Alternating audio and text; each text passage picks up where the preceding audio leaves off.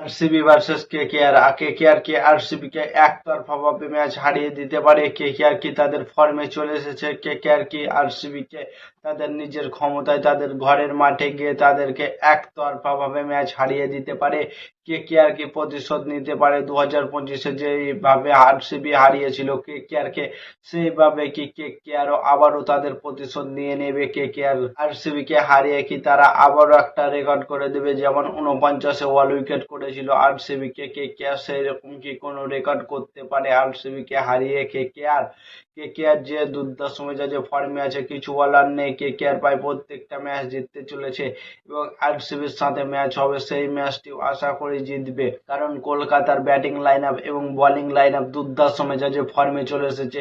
প্রত্যেকটা ব্যাটার এবং বলার ফর্মে চলে এসেছে, যেমন বরুণ চক্রবর্তী, সুনীল নারায়ণ, ব্যবহার আরোরা, কার্তিক তোগি বলার যেমন দুর্দান্ত মেজাজে ফর্মে আছে, সেই হিসাবে ফিনিশার হিসাবে রিঙ্কু সিং এবং আজিঙ্কা রাহানে, ফিন অ্যালেন এরা দুর্দান্ত মেজাজে শুরু করে দিচ্ছে। তো কলকাতার কেমন প্লেইং 11 হতে পারে সেটা আজকের ভিডিওতে আলোচনা করব।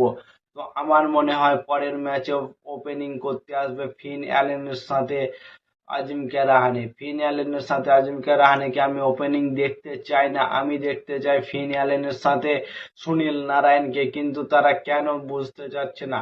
ফিন অ্যালেনের সাথে আজিঙ্কা রাহানেকে ওপেনিং দিচ্ছে এবং 3 নম্বরে আসবে আঙ্কিশ রঘুবংশী এবং 4 নম্বরে আসবে ক্যামরন গ্রিন, 5 নম্বরে আসবে মানিশ পান্ডিয়া, 6 নম্বরে আসবে রিঙ্কু সিং এবং 7 নম্বরে আসবে তেজস্বী সিং দাহিয়া এবং 8 নম্বরে অনুকূল রয় এবং 9 নম্বরে সুনীল নারায়ণ, 10 নম্বরে বরুণ চক্রবর্তী এবং 11 নম্বরে কার্তিক তোগি এবং ইম্প্যাক্ট প্লেয়ার হিসাবে বৈভব অরোরা অথবা উমরান মালিক এবং তেজস্বী সিং দাহিয়া, এই তিনজনকে তোমরা ইম্প্যাক্ট প্লেয়ার হিসাবে রাখো।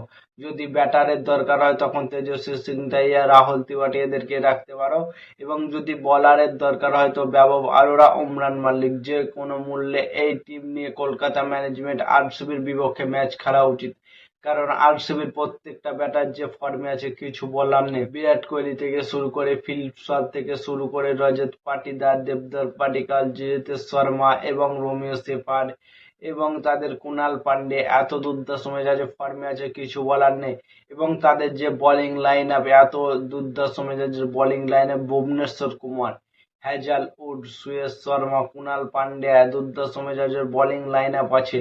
তো কলকাতা যদি প্রথমে ব্যাট করে তো আরসিবি কে 220 থেকে 30 রানের একটা টার্গেট দিতে হবে, তাহলে ম্যাচ জেতার সম্ভাবনা থাকবে।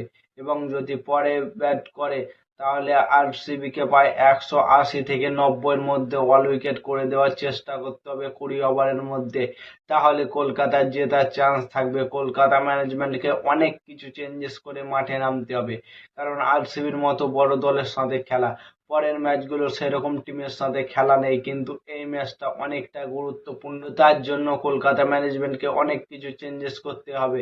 এবং কলকাতা ম্যানেজমেন্টের কোন স্কোয়াড নিয়ে মাঠে নামলে তোমরা খুশি হবে কমেন্ট করে জানাও। আর নতুন কোনো আইপিএল ভিডিও দেখতে হলে চ্যানেলটাকে সাবস্ক্রাইব এবং ফলো করে দাও। ততক্ষণের জন্য টাটা, বাই বাই, জয়।